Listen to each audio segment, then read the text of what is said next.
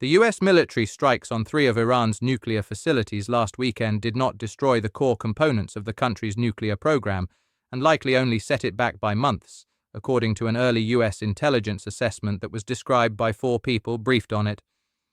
The assessment, which has not been previously reported, was produced by the Defense Intelligence Agency, the Pentagon's intelligence arm.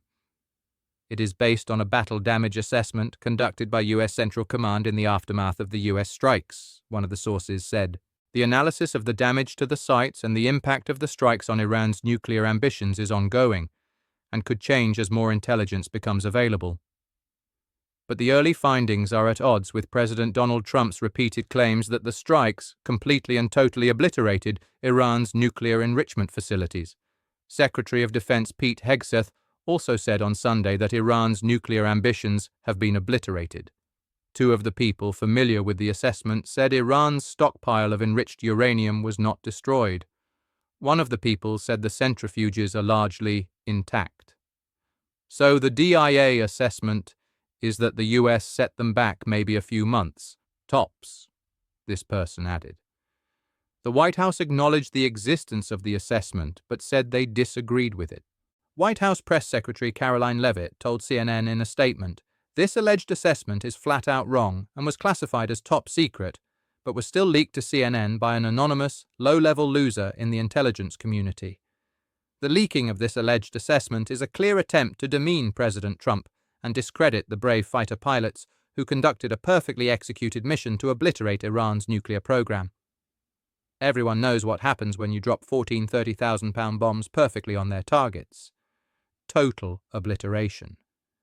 The US military has said the operation went as planned and that it was an overwhelming success.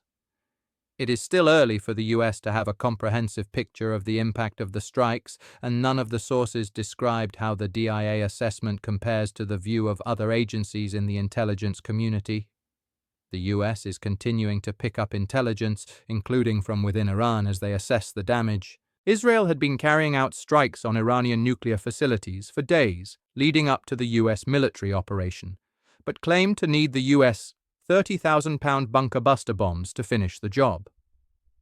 While US B-2 bombers dropped over a dozen of the bombs on 2 of the nuclear facilities, the Fordo fuel enrichment plant and the Natanz enrichment complex, the bombs did not fully eliminate the site's centrifuges and highly enriched uranium, according to the people familiar with the assessment. Instead, the impact to all 3 sites, Fordow, Natanz, and Isfahan, was largely restricted to above-ground structures, which were severely damaged, the sources said. That includes the site's power infrastructure and some of the above-ground facilities used to turn uranium into metal for bomb making. Hegseth also told CNN, "Based on everything we have seen, and I've seen it all, our bombing campaign obliterated Iran's ability to create nuclear weapons. Our massive bombs hit exactly the right spot at each target and worked perfectly. The impact of those bombs is buried under a mountain of rubble in Iran, so anyone who says the bombs were not devastating is just trying to undermine the president and the successful mission." On Tuesday morning, Trump repeated his belief the damage from the strikes was significant. "I think it's been completely demolished," he said, adding, "Those pilots hit their targets. Those targets were obliterated, and the pilots should be given credit." Asked about the possibility of Iran rebuilding its nuclear program, Trump responded, "That place is under rock. That place is demolished." While Trump and Hegseth have been bullish about the success of the strikes, Chairman of the Joint Chiefs of Staff Dan Kane said Sunday that while the damage assessment was still ongoing, it would be way too early to comment on whether Iran still retains some nuclear capabilities. Earlier on Tuesday, classified briefings for both the House and Senate on the operation were cancelled. The all-Senate briefing has been moved to Thursday, according to 2 sources familiar with the matter. 2 separate sources familiar told CNN the briefing for all House lawmakers has also been postponed. It was not immediately clear why it was delayed or when it would be rescheduled. Democratic Rep. Pat Ryan of New York said on X on Tuesday that Trump just cancelled a classified House briefing on the Iran strikes with zero explanation. The real reason? He claims he destroyed all nuclear facilities and capability. His team knows they can't back up his bluster and BS.